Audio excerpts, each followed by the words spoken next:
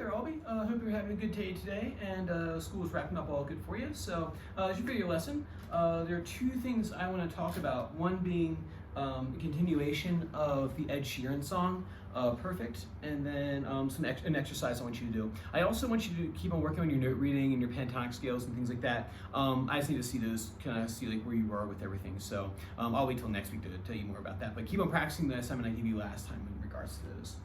So cool, man. I'll start with number one here.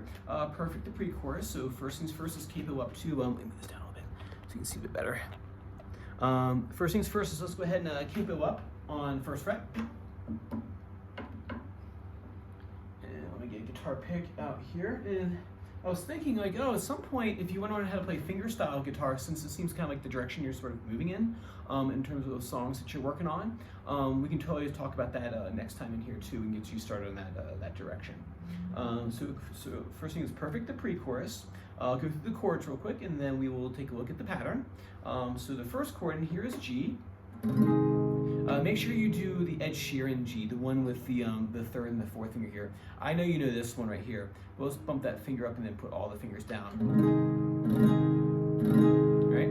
So make sure that the G chord you're using here is the one that uses all four fingers. And then next chord is E minor 7. Basically all you do for the G chord, you just sneak that second finger underneath the first finger. So here, and then bump underneath. That motion is pretty easy. Your G chord, you keep everything else the same except for your middle finger. You put that right underneath, right there. C add 9. It looks like a G chord, but you move the first and second finger down each one string. So I have the chord diagram right here, and if you need some help, just have your mom shoot you over a message. I'll be more than happy to send a reply back. C add 9, and then to D sus4. And see what I did there was when I switched from the C add 9, check this out. When I switched from the C add 9 and I go to the D, I keep these guys down. So if you notice, actually the first 1, 2, 3, the first 4 chords in this section, you keep your third and your fourth finger down on the first and second string. So if I play through it, G, E minor 7, C add 9, to D sus4. Don't let the name freak you out. It's actually not. It's probably about the same difficulty level as the other G, or sorry, as the other D chord. So you have G, E minor 7, C add 9, and then to a D. So it's like a D chord with the pinky on there. And we'll talk about that later on in the second part of the video. So we have that there, and then to the D chord. So the only really new one that we have in here, oh, excuse me, for that time. The only new one we have in here is the D sus4. So once you get the chords under your fingers, the next step will be the picking pattern. And it's basically the same as the picking pattern from the other section that I showed you. But I'll go through it with you. It is a G chord. So you get 6, 3, and 2 together twice. 6, then 3, 2 times. And you repeat that pattern 4 times for the G chord. 2,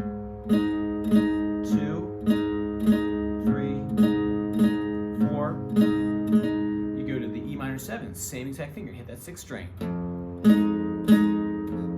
Strings 3 and 2. 6, 3, and 2. You do that 4 times. 1, 2, 3, 4. Then you're going to go to C add 9. This time you hit the 5th string for the C add 9.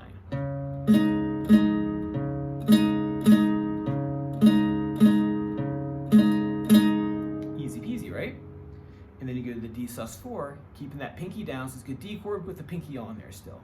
Hit the 4th string, and then this time you're gonna hit strings 2 and 1. So that's the difference between these last 2 chords and the previous 3 chords. You're gonna play the 1st and 2nd string for the high part.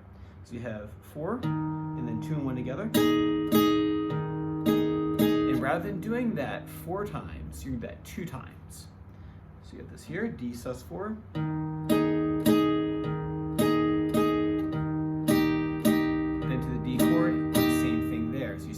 Off, and you play strings 2 and 1 together. So the whole thing sounds like this: G, 2, 3, 4.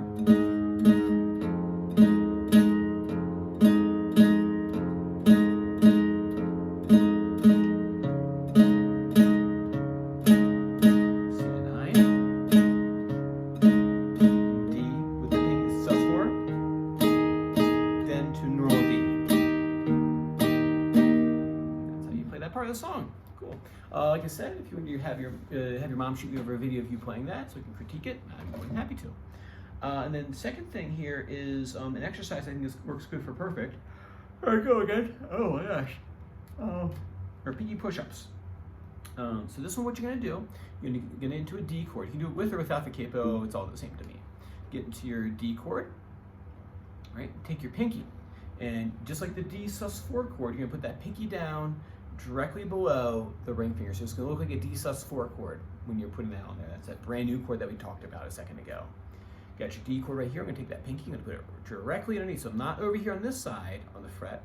I'm directly underneath on the 1, 2, 3rd fret. And what I'm going to do is I'm just going to strum the chord, and you lift the pinky up and put the pinky back down. Lift the pinky up, strum, put the pinky down, and you should hear that ba-da.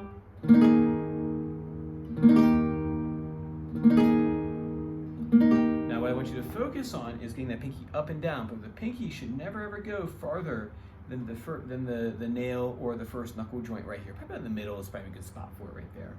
So you put the pinky down real slow. So this one's about doing it slow and not fast, okay? So you play that, put the pinky down, you lift the pinky off slowly, lift out, hold it, strum, put the pinky back down, strum, lift off, strum again. So I want you to practice your pinky push-ups this week too. All right, man, that's what we have time for today. So work on that for me. Like I said, if you have any questions, feel free to shoot a message back. I'll be more than happy to answer. And I will see you same time next time. Take care now.